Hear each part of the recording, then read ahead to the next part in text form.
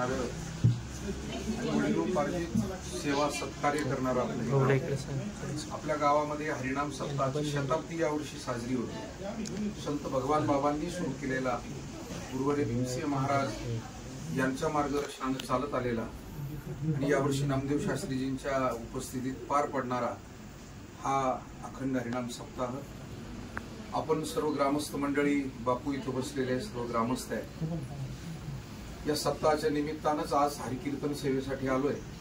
आणि येत असताना दुग्ध शर्करा योग, सोन्याला सुगंध आपण म्हणतो तसं गावाची भेट होणार, सप्ताहात सेवा घडणार। पण तत्पूर्वी आमचे एक अत्यंत परमस्नेही सन्माननीय भाकरे साहेब यांच्या घरी या निमित्तानं आज येणं झालं। आमचे स्नेही सन्मान्य दत्तात्रय थोरात साहेब, भाकरे साहेब, MSCBची सगळी मंडळी इथे आहे आणि मला आनंद असा वाटतो की नगरला ही सगळी मंडळी जे काम करतात त्यांची ड्युटी करून इथे त्यांची 20 तांत्रिक संस्था आहे आणि 2 वर्षापूर्वी 2-3 वर्ष झाले असतील त्या इमारतीच्या उद्घाटनाला यांनी आम्हाला बोलावलं।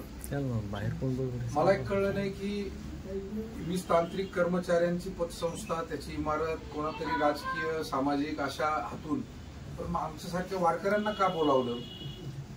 आमचे दत्तात्रय थोरात साहेब निरोप घेऊन आले भाकरे भाऊच्या वतीनं आणि सगळ्यांच्या, आणि गेल्यावर कळलं की भाकरे भाऊ हे बालम टाकळीचे। मला वाटतं हा संस्कार बालम टाकळीचा आहे, वारकऱ्याची जी नाळ जोडलेली आहे आणि त्यामुळे त्यांनी तिथेही ते विसरलेले नाही।